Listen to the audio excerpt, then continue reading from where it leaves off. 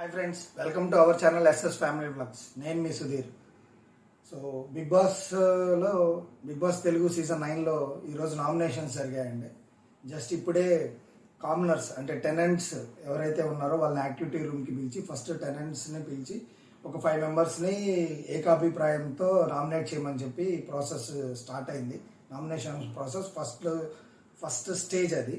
So ఈ first స్టేజ్లో ఎవరెవరు నామినేట్ అయ్యారు, ఎవరు వాళ్ళ ఒపీనియన్స్ ఏంది, ఎవరిని నామినేట్ చేశారనే దాని గురించి మనం మాట్లాడుకుందాము. సో మన బిగ్ బాస్ గారు ఏం చెప్పారంటే 5 మెంబర్స్ని ఏకాభిప్రాయంతో నామినేట్ చేయండి. ఖచ్చితంగా 5 మెంబర్స్లో ఒకరు టెనెంట్స్ అయి ఉండాలి, అంటే కామనర్స్ అయి ఉండాలి అనేది క్లియర్గా స్పష్టంగా చెప్పారు. సో అందరు కలిసి యాక్టివిటీ రూమ్కి వెళ్ళారు. యాక్టివిటీ రూమ్లో డిస్కషన్ స్టార్ట్ అయింది. ఫస్ట్ యునానిమస్గా అందరూ కలిసి మన సంజన గారిని, తను ఇప్పుడు దాకా లాస్ట్ వీక్లో నామినేషన్స్లో కూడా లేరు కాబట్టి తను చేసిన తప్పులన్నింటినీ కలిపి ఫస్ట్ హరీష్ గారు రైజ్ చేశారు. ఫస్ట్ ఆప్షన్ సంజన గారిని నామినేట్ చేద్దామని. దానికి ఆయన చెప్పిన రీజన్స్ సేమ్ ఎగ్ మ్యాటరు, తన వల్ల జరిగిన డిస్టర్బెన్సెస్, వీటన్నిటి గురించి మళ్ళీ రైజ్ చేశారు. సేమ్ పాయింట్స్ బట్ 1 వీక్లో ఏం చెప్పారో, ఫస్ట్ వీక్లో ఏం చెప్పారో అయ్యే పాయింట్స్తో మళ్ళీ సంజన గారిని నామినేట్ చేశారు. సో వాళ్ళకి మళ్ళీ వేరే పాయింట్స్, కొత్త పాయింట్స్ లేవు. సో ఉన్నది సంజన గారు, అందుకని సంజన గారిని నామినేట్ చేశారు. దానికి ఎవరు అబ్జెక్షన్ చెప్పరు కదా, వాళ్ళకి తెలుసు అన్నీ. వాళ్ళు ఎవరు అబ్జెక్షన్ చెప్పరు కాబట్టి అందరూ కలిసి ఒకటే మాట మీద సంజన గారిని డైరెక్ట్ నామినేషన్స్లో పెట్టారు. Direct nominations in the sense వాళ్ళకి ఇచ్చిన ఆపర్చునిటీలో 5 మెంబర్స్లో ఒకరు కన్ఫామ్గా సంజన అని చెప్పేసి డిసైడ్ అయిపోయారు. డిసైడ్ అయిన తర్వాత నెక్స్ట్ పర్సన్ కోసం వెళ్తే రీతు చౌదరి గారి గురించి వచ్చింది. రీతు చౌదరి గారి గురించి వచ్చినప్పుడు మన పవన్ కెప్టెన్ కదా, పవన్ అండ్ కళ్యాణ్ ఇద్దరు చాలా డిఫెండ్ చేశారు. రీతు గారిని ఆప్షన్లో పెట్టండి, ఆప్షన్లో. అక్కడ ఆల్రెడీ 4 ఓట్లు వచ్చినాయి రీతు చౌదరి గారి మీద. అయినా కళ్యాణ్ వచ్చేసరికి పక్కన పెట్టండి, హోల్డ్ చేయండి దీన్ని అని చెప్పి బాగా డిఫెండ్ చేసుకున్నారు. ఎప్పుడైతే కళ్యాణ్ ఆ మాట అన్నాడో మన కెప్టెన్ కూడా సేమ్ మళ్ళీ బయట ఏమనుకుంటారు ఏంటి అనేది అన్నీ చూసుకొని మళ్ళీ ఏమన్నాడు, రీతుని హోల్డ్లో పెట్టండి, నా ఓటు ఇంకా పెట్టలేదు, తర్వాత చూద్దాం, ముందు మిగతా ఆప్షన్స్ చెప్పండి. ఈ డిస్కషన్స్ నడుస్తూ ఉంటే ఇవన్నీ డిస్కషన్స్ వేస్ట్, దండగా అని చెప్పేసి తలా ఒక 3 ఆప్షన్, ఇంకా 3 పెట్టాలి కాబట్టి ఓనర్స్లో 4, టెనెంట్స్లో 1 కాబట్టి ఫస్ట్ ఓనర్స్ తీసుకున్నారు. సంజన గారు ఫిక్స్, అన్డౌటెడ్లీ సంజన గారి ఫోటో పెట్టేశారు. ఇంకా మిగతా 3 ఎలా అనే దానికన్నా అందరం ఒకరికొకరు మాట్లాడుకునే కన్నా ఒకరు సెలెక్ట్ చేసుకోండి, ఒక 3 ఆప్షన్స్ చెప్పండి, దాన్ని బట్టి మీ పాయింట్స్ చెప్పండి, అది చూసుకొని అందరం కలిసి యునానిమస్గా ఒకరి పేరు తీసుకుందాము, ఇట్లా సెలెక్ట్ చేసుకుందాం అనేది వాళ్ళు డిసైడ్ చేశారు. ఓకే, దానికి ముందు ఈ డెసిషన్ తీసుకోకముందు జరిగిందంతా టైం వేస్ట్ పనులు అన్నీ. వాళ్ళు ఏదో పడితే అది మాట్లాడుతున్నారు. వాళ్ళకి అసలు ప్రాసెస్ ఏంటి, ఎలా ఉంటుంది, ఏం చేయాలి ఏమీ తెలియకుండా ఏదో మాట్లాడుతున్నామంటే మాట్లాడుతూ ఉన్నారు. ఈ డిస్టర్బెన్సెస్ ఏంద్రా బాబు అనుకునే టైంలో ఓకే ఆప్షన్స్ అనుకున్నారు, బాగుంది, డెసిషన్ తీసుకున్నారు, అది చాలా బాగుంది. ఇప్పుడు ఫస్ట్ మన హరీష్ గారు వచ్చేసరికి రీతు గారిని మిగతా 3 ఆప్షన్స్ సెలెక్ట్ చేసుకోవాలి కదా. సంజన గారు ఒకరు, అది తీసి పక్కన పెడితే మిగతా 3 ఆప్షన్స్లో రీతు గారు ఒకరు, భరణి గారు ఒకరు, రాము గారు ఒకరు. భరణి విషయంకి వస్తే సేమ్ టాపిక్. ఆయన పెద్ద మనిషిలాగా ముసుగులో ఉన్నాడు, పెద్ద మనిషి ముసుగులో ఉండి అన్ని గేమ్ ప్లే ఆడుతున్నాడు. గేమ్ ఆడటానికే కదా ఆయన వచ్చింది. ఆయన లేడు అలా, మీరు అనుకుంటున్నారు హరీష్ గారు, ఆయన లేడు అలా. ఆయన తన గేమ్ తను ఆడుకుంటున్నాడు, ఎలా తనకి వచ్చిన స్టైల్లో ఆడుకుంటున్నాడు. అంతేగాని మీలాగా ముందు ఒక మాట వెనకాల ఒక మాట ఆయన లేడు. కానీ మీరు ఆ పాయింట్ తీశారు, ఎందుకంటే మీకు ఆయన మీద కొంచెం ఉంది కాబట్టి ఇంకా అర్థమైపోయింది, క్లియర్ కట్గా అర్థమైపోయింది. మీరు ఆయన్ని మీరున్నన్ని రోజులు లేదా ఆయన ఉన్నన్ని రోజులు మీరు ఆయన నామినేట్ చేస్తారు, అది ఫిక్స్ అయిపోయింది. అది మాకు క్లారిటీ వచ్చేసింది లాస్ట్ వీకెండే. ఇప్పుడు ప్రూవ్ చేసుకున్నారు మీరు, ఓకేనా. 2వ ఆప్షన్ రాము విషయం వచ్చేసరికి మీరేమన్నారు, టాస్క్లో గివప్ ఇచ్చాడు, అది ఆల్రెడీ ప్రూవ్ అయింది, తనకి అన్నీ మాట్లాడేశారు. టాస్క్లో గివప్ ఇచ్చినా కానీ తను ఒక స్టాండ్ తీసుకొని గ్రూప్ గేమ్ ఆడదామని రీతు గారు తను అనుకున్నప్పుడు తను ఒక స్టాండ్ తీసుకొని ఉన్నాడేమో. మీరు ఎలా చెప్పగలరు అది గివప్ ఇచ్చాడని? చూసే మాకు కూడా గివ్ అప్ ఇచ్చినట్టే కనిపించింది, కానీ క్లారిటీ వచ్చింది కదా. మళ్ళీ అదే పాయింట్ తీసుకొచ్చి మీరు మాట్లాడటం అనేది నాకు ఎలా దీన్ని రియాక్ట్ అవ్వాలనేది అర్థం కాదు. ఎందుకంటే మీకు పాయింట్స్ లేవు. పాయింట్స్ ఉన్నప్పుడు క్లారిటీగా మాట్లాడండి, కరెక్ట్ పాయింట్ పెట్టండి. నామినేషన్స్ ఇవి బిగ్ బాస్ హౌస్ నుంచి బయటకు పంపించడానికి పెట్టే నామినేషన్స్ కాబట్టి మీరు చెప్పే ప్రతి పాయింట్ మేము కన్సిడర్ చేసేలాగా ఉండాలి. మీ ఇష్టం వచ్చినట్టు మీకు నచ్చినట్టు పెడితే కనుక అది కుదరదు కదా. హరీష్ గారు ఏమన్నారు, టాస్క్లో గివ్ అప్ ఇచ్చాడు అందుకని నామినేట్ చేస్తున్నాం, స్టాండ్ తీసుకోవట్లేదు నామినేట్ చేస్తున్నాం. అది అప్ టు యూ, మీరు ఏదైనా డెసిషన్ తీసుకోండి, కానీ వ్యాలిడ్ పాయింట్ చెప్పండి. థర్డ్ ఆప్షన్గా రీతుని తీసుకున్నారు. రీతు గురించి ఆల్రెడీ నిన్న ఎపిసోడ్లో అన్నీ చెప్పేశారు, అన్నీ ఉన్నాయి. ఖచ్చితంగా రీతు వస్తుందని మాకు తెలుసు, మీరు అందరూ పాయింట్అవుట్ చేస్తారు. తను స్టాండ్ తీసుకోలేదు, తను అన్ఫేర్ ఆడింది అని చెప్పారు. తను తప్పు చేసిన పాయింట్స్ అన్నీ తప్పులన్నీ చూపించారు. ఓకే, ఇది రీతు గారి మీద మీరు చెప్పిన పాయింట్స్ మాకు వ్యాలిడ్ అనిపించాయి. ఎందుకంటే తను మిస్టేక్ చేసింది, ఫౌల్ గేమ్ ఆడింది అండ్ అక్కడ ఇక్కడ తిరుగుతాను. కానీ దానికంటే ముందు మీరు పోయి రీతుని అడిగారుగా, మీరు ఎలా నామినేట్ చేశారు రీతు గారిని? మీరే కదా అడిగింది, మా వాడికి సపోర్ట్ చేయండి, ప్రియా కానీ పవన్ కానీ ఎవరొకరు కెప్టెన్కి మీరు సపోర్ట్ చేస్తే మీకు ఫుల్ యాక్సెస్ ఇస్తానని చెప్పి మీరే కదా అనింది. ఒకవేళ మీరు టెనెంట్స్ కాకుండా ఓనర్స్గానే ఉన్నట్టయితే రీతుని అసలు మీరు నామినేట్ చేసేవాళ్ళ? చేయరు కదా. మీరు టెనెంట్స్ అయ్యారు. టెనెంట్స్ అయిన దానివల్ల మొన్న ఎపిసోడ్లో వీకెండ్ ఎపిసోడ్లో ఏదైతే జరిగిందో దాన్ని పట్టుకొని వచ్చి మీరు పాయింట్ రేస్ చేశారు. లేదంటే ఆ రోజే రేస్ చేయొచ్చుగా. మీరు ఫౌల్ ఆడుతున్నావు, నువ్వు స్టాండ్ తీసుకోవట్లేదు అని ఆ రోజే రేస్ చేయొచ్చుగా. మీరు ఆ రోజు కాముగుండి, హరీష్ గారు మీరు కాముగుండి మిగతా వాళ్ళు చెప్పిన పాయింట్ని మీరు తీసుకొని ఇప్పుడు తను అన్ఫేర్ ఆడింది, అది ఇదే స్టాండ్ మీరు ఆ రోజు అన్ఫేర్ ఆడిందని తీసుకొని ఉన్నట్టయితే గేమ్ ఇంకోలాగా ఉండేది కదా. అది మీకే తెలియాలి, మీరు ఎలా అనుకుంటున్నారో ఏంటో. మాకైతే క్లియర్ కట్గా మీరు టెనెంట్స్ అయ్యారు కాబట్టి ఓనర్స్గా మీరు లేరు కాబట్టి రీతు గారిని నామినేట్ చేశారని నాకు అనిపిస్తుందండి. హరీష్ గారు మీ పాయింట్స్. తర్వాత మన ఈ కళ్యాణ్ ఊరక డిఫెండ్ చేసుకోవటం తప్పించి, వాళ్ళ ఫ్రెండ్స్ని డిఫెండ్ చేసుకోవటం తప్పించి ఏమీ చేయట్లా. ఆయన పాయింట్స్ కూడా సేమ్. రాముది revenge nomination. ఆయన ఎవరెవరి పేర్లు చెప్పారు? సుమన్ గారి పేరు, రాము గారి పేరు, ఫ్లోరా గారి పేరు. ఫ్లోరా గారిది చెప్పొద్దు నామినేషన్ పాయింట్ తీయొద్దు అని అంటే నిన్న నాకు సార్ క్లియర్గా చెప్పారు, మోస్ట్ బోరింగ్ పర్సన్ అని చెప్పి వచ్చిందని. మీరు ఆ విషయంలో నామినేట్ చేయొద్దంటే అదే టాపిక్ తీసుకొచ్చి ఆమె బోరింగ్ పర్సన్గా ఉంది, ఆమె ఎవరితో మాట్లాడలేదు. నిన్న చెప్పిన మాటలే కదా ఇవన్నీ, అందుకనే కదా బోరింగ్ పర్సన్ అని పెట్టారు. మోస్ట్ బోరింగ్ అని పెట్టింది ఫ్లోరా గారిని. ఇవన్నీ ఆమె పైన సరిగ్గా మాట్లాడరు, ఎవరితో కమ్యూనికేట్ చేయరు, ఈ పాయింట్స్ మీదే కదా. అవి పెట్టద్దు అని చెప్పినా కూడా నాకు సార్ చెప్పినా కూడా మళ్ళీ మీరు అదే పాయింట్ ఎత్తి అదే నామినేషన్ కింద పెట్టారు. ఇది ఎలా తీసుకోవాలో అర్థం కావట్లేదు కళ్యాణ్. మీరు అసలు గేమ్ ఇంకా స్టార్ట్ చేశారా, లేకపోతే మీ గేమే అంతా మీరే అంతనా అనేది మాకైతే ఇంకా క్లారిటీ లేదు. కొంచెం వాస్తవంలోకి రండి. ఆ ఫ్రెండ్షిప్ అవన్నీ పక్కన పెట్టి గేమ్ ఆడండి. ఎంతసేపు ఫ్రెండ్ని ప్రొటెక్ట్ చేసుకుందాం, అక్కడంత డిస్కషన్ హరీష్ గారు రీతు గారి మీద చేస్తుంటే మీరు ఏమి అంత డిఫెండింగ్ మోడ్లోనే ఉన్నారు. రీతు గారిని డిఫెండ్ చేయాలనే దాంట్లోనే ఉన్నారే కానీ మీ పాయింట్స్ చెప్పట్లేదు. మీతో నలుగురు మాట్లాడుతున్నారు, మీరు మాట్లాడట్లా. అంటే అక్కడే అర్థమవుతుంది మీరు ఎంత బయాస్డ్గా ఉన్నారు, మీరు ఎంత సపోర్ట్ ఇస్తున్నారు ఫ్రెండ్స్కి అనేది. ఇంకా ఉంది, ఇంకో విషయం కూడా లాస్ట్లో మాట్లాడుతాం. ఇదొకటి. తర్వాత వచ్చేసరికి ఇంకెవరి పేరు చెప్పారు? రాము గారి పేరు చెప్పారు. అది రివెంజ్ నామినేషన్. ఎందుకంటే పోయినసారి మీకు వైబ్ అవ్వట్లేదని రాము నామినేట్ చేశారు కాబట్టి ఈ వారం మీరు నామినేట్ చేశారు. అంతకుమించి వ్యాలిడ్గా మాకేం అనిపించట్లేదు. అండ్ ఇంకొక పాయింట్ రేస్ చేశారు, తను స్టాండ్ తీసుకోలేదని. అంటే మీ ఫ్రెండ్కి స్టాండ్ తీసుకోకపోతే మీరు నామినేట్ చేస్తారా? ఇది ఎక్కడ నామినేషన్ పాయింటో నాకు అర్థం కావట్లా. మళ్ళీ మీరు చెప్తారు కరెక్ట్ పాయింట్స్ పెట్టండి, కరెక్ట్గా చేయండి, కరెక్ట్ క్లారిటీ పాయింట్ ఉంటేనే నామినేట్ చేయండి అని మీరే అంటారు కదా కళ్యాణ్. కానీ మీ దగ్గర పాయింట్స్ ఉండవు. ఎందుకంటే మీరు గేమ్ చూడట్లేదు కదా, ఎవరు ఎలా ఆడుతున్నారు ఏంటి అనేది మీరు చూడరు కదా. మీరు చూడక మీ పనుల్లో ఎక్కడో తిరుగుతూ ఉంటారు. ఎవరిని పడితే వాళ్ళని ఏముందిలే నామినేట్ చేస్తే అయిపోయింది, వీళ్ళు చెప్పిన మాటలు నామినేట్ చేస్తే అయిపోయింది, నా పని అయిపోయింది అన్నట్టు ఉన్నారు. థర్డ్ ఆప్షన్ ఎవరిని తీసుకున్నారు? సుమన్ తీసుకున్నారు. సుమన్ ఇంప్రూవ్మెంట్ లేదని మీరు అంటున్నారే, అసలు మీ గేమ్ ఏంటి? మీకన్నా సుమన్ గారు బాగా ఆడుతున్నారు. మీకన్నా 100% సుమన్ గారే టాస్క్లో ఎక్కువ పార్టిసిపేట్ చేస్తున్నారు. మీకన్నా 100% సుమన్ గారే అందరితో మాట్లాడుతున్నారు. కానీ మీరు ఎక్కడ కనబడట్లేదే, ఒక లేడీస్ దగ్గర తప్పించి. ఓనర్స్గా ఉన్నప్పుడు మీరు రాము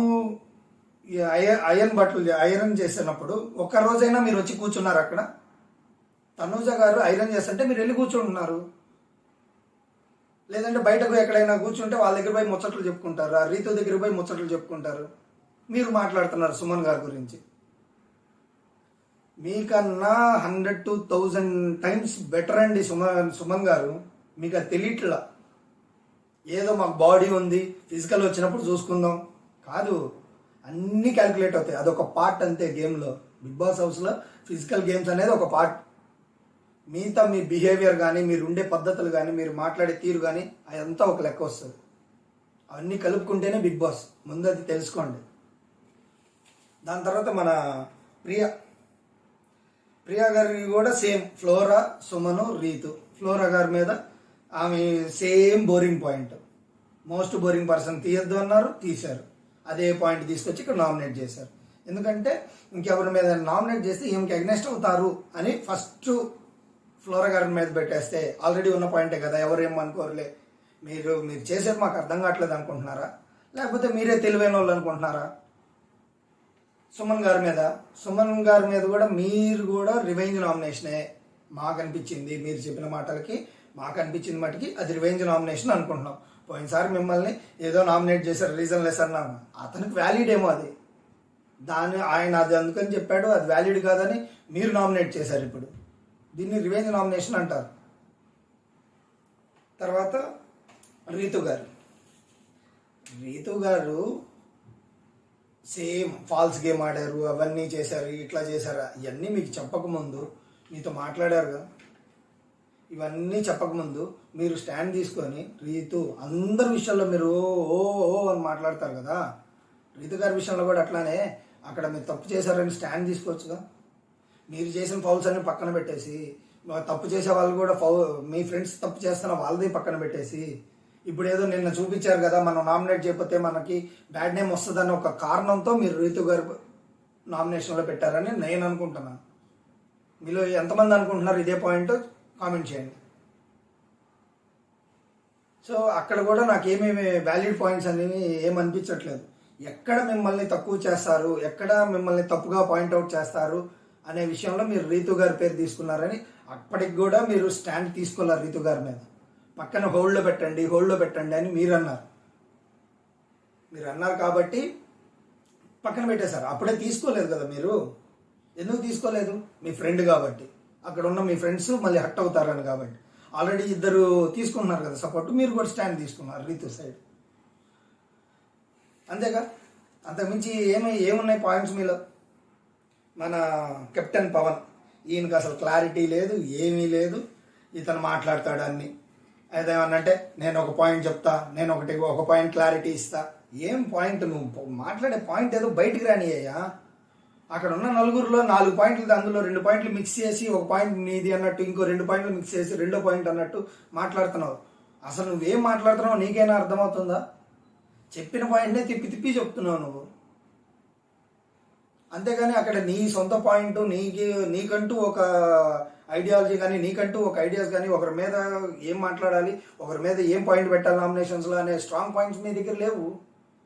వీళ్ళు మాట్లాడుకున్న 3 పాయింట్స్ అన్ని తీసుకొచ్చి నా పాయింట్స్ అని మీరు చెప్తారు. అదేమనంటే నన్ను మాట్లాడనట్లేదు, నా మాట వినండి అని అంటారు.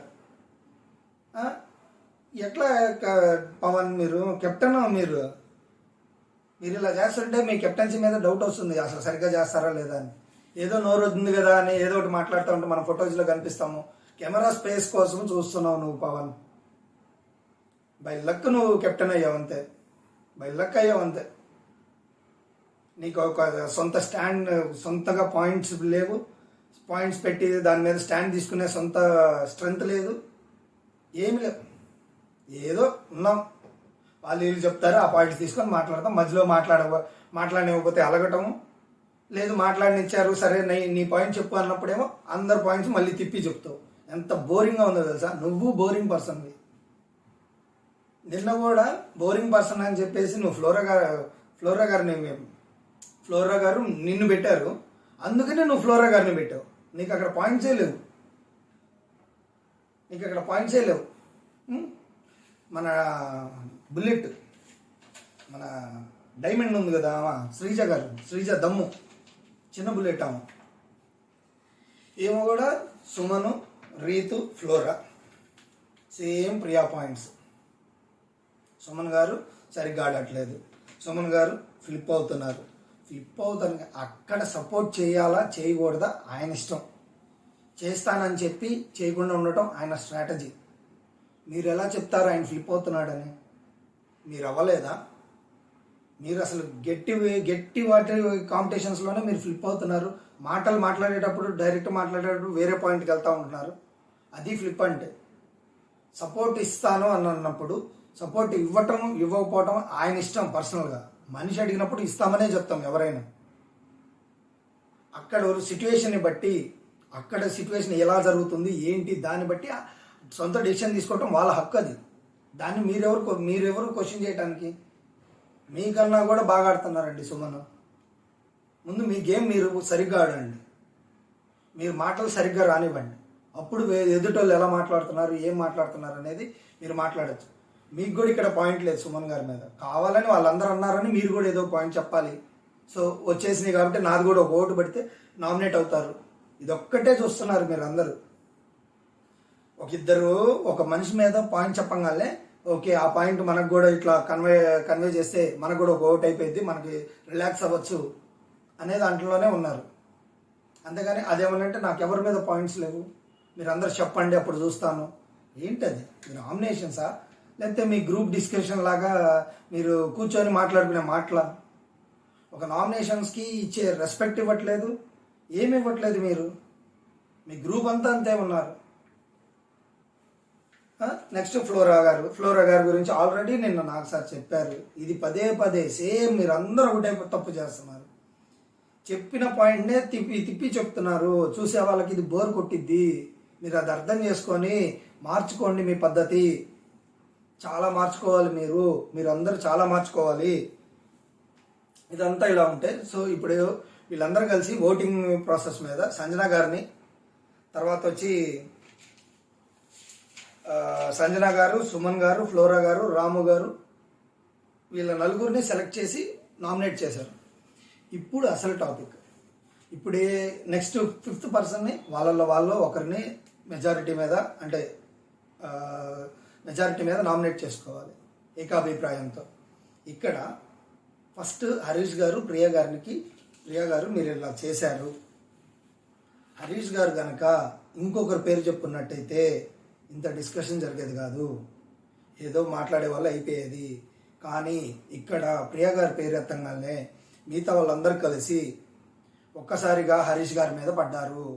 అది క్లియర్ కట్గా హరీష్ గారిని సపరేట్ చేసి మీ నలుగురు కలిసి గట్టిగా మాట్లాడి హరీష్ గారిని నామినేట్ చేశారు. ఇది చూస్తున్నా మాకు క్లియర్గా అర్థమవుతుంది. అక్కడ పాయింట్సే లేవు. అట్లానే ప్రియా గారు కావాలని హరీష్ గారు ఆమెని నామినేట్ చేశారని నెక్స్ట్ ప్రియా గారు ఆప్షన్ వచ్చినప్పుడు హరీష్ గారి పేరు చెప్పారు. అంతకు మించి అక్కడ ఇంకేమీ లేదు. మీరు ఏదో ఎన్ని మాట్లాడుకున్నా గంటలు మాట్లాడుకున్నా మాకు అర్థమైంది అదే. అట్లానే శ్రీజ ఇక్కడ ఏమిటి స్టాండ్ ఇప్పుడు వస్తా శ్రీజ గారు చెప్పిన మాట మీరందరూ డిసైడ్ అవ్వండి. ఆ తర్వాత నీకు స్టాండ్ లేదా, నీకు పాయింట్ లేదా, స్టాండ్ తీసుకోవా నువ్వు దేని మీద? రీతుని అంటున్నావు కదా, రీతు గారు అన్నప్పుడు నీదేమైంది ఇక్కడ? అందుకనే ఒకరిని ఒక మాట అనే ముందు మనమేంటి, మనం ఎలా ఉంటున్నామని ఆలోచించుకొని మాట్లాడండి. మీరు అక్కడ మిగతా వాళ్ళందరూ చెప్పిన తర్వాత నేను చెప్తానంటే మీకు అక్కడ పాయింట్ లేదా, మీకు స్టాండ్ లేదా, మీరు తీసుకోరా? అంటే మీకు నామినేషన్ ఎవరు లేరా? అదేమన్నంటే నలుగురు నాకు ఓకే, కానీ నలుగురు నేనేం చేయదలుచుకోలేదు, మిగతా మీరు అందరు చెప్పిన పాయింట్స్ తర్వాత చెప్తాను అన్నావు. సరే, అప్పుడు అది స్టాండ్ లేదు, ఆ పాయింట్ అన్నావు. కానీ ఆ పాయింట్ మీదైనా స్టిక్ ఆన్ అయ్యారా మీరు?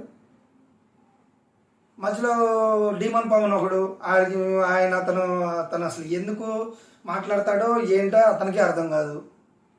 సేమ్ మళ్ళీ రిపీట్ చేశాడు పాయింట్స్, ఏదేదో తీసుకొచ్చాడు, అక్కడిది అన్నీ తీసుకొచ్చి మాట్లాడాడు. ఎప్పుడో పాయింట్స్ ఇప్పుడు మాట్లాడుతున్నాడు. 2 వారాల క్రితం జరిగింది ఇప్పుడు మాట్లాడుతున్నాడు అతను. సరే అతను వదిలేయండి. అతను మాట్లాడితే దానికి శ్రీజర్ రియాక్షన్ మళ్ళీ. ఈ కళ్యాణ్ ఏమీ మాట్లాడు, వేస్ట్, ఏమీ మాట్లాడు అతను. ఊరకు నుంచుంటాడు.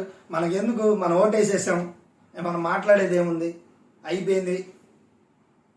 వీళ్ళ నలుగురు కలిసి ఇప్పుడు వాళ్ళకి అర్థమవుతుంది. హరీష్ గారికి ఇప్పుడు అర్థమైంది ఎవరు కార్నర్ చేశారు, ఎవరు గేమ్ ఆడుతున్నారు, ఎవరు తనని ఇట్లా చేస్తున్నారు అనేది. వీళ్ళు నలుగురు గ్రూప్గా ఆడి హరీష్ గారిని నామినేట్ చేశారు. వీళ్ళు ఒక 5 మందిని సెలెక్ట్ చేసి నామినేషన్స్లో పెట్టారు. ఇది వీళ్ళ మట్టుకేనండి. ఓన్లీ టెనెంట్స్ ఒక్కటి జరిగింది ఇప్పటిదాకా. నెక్స్ట్ మన ఓనర్స్ అంటే సెలబ్రిటీస్ ఇప్పుడు వీళ్ళల్లో ఎలా జరిగింది, వీళ్ళకి సేమ్ ప్రాసెస్ పెడతారా, వేరే ప్రాసెస్ ఏమైనా పెడతారా అనేది మనం చూద్దాం. ఆల్రెడీ మీకు ప్రోమోలో వచ్చేసి ఉంటుంది. వీళ్ళు సెలెక్ట్ చేసిన వాళ్ళని వాళ్ళు ఎవరినైనా తీసేసి వేరే వాళ్ళని యాడ్ చేయాలనే ప్రాసెస్ ఇప్పుడు స్టార్ట్ అవుతుంది. దాని గురించి కూడా నెక్స్ట్ వీడియోలో మనం మాట్లాడుకుందాము. సో ఇప్పుడు దాకా మీకు ఈ కామనర్స్, ఈ టెనెంట్స్ చేసిన నామినేషన్స్ మీకు ఎలా అనిపించినాయి? ఫేర్గా ఉన్నాయా, అన్ఫేర్గా ఉన్నాయా?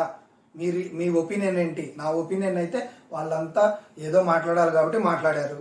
ఇది నా ఒపీనియన్ అండి. మీ ఒపీనియన్ ఏంటో ఒకసారి కామెంట్ చేయండి, ఓకేనా? ఈ వీడియో కనుక మీకు నచ్చినట్లయితే నా ఛానల్ని లైక్ చేయండి, షేర్ చేయండి, సబ్స్క్రైబ్ చేయండి.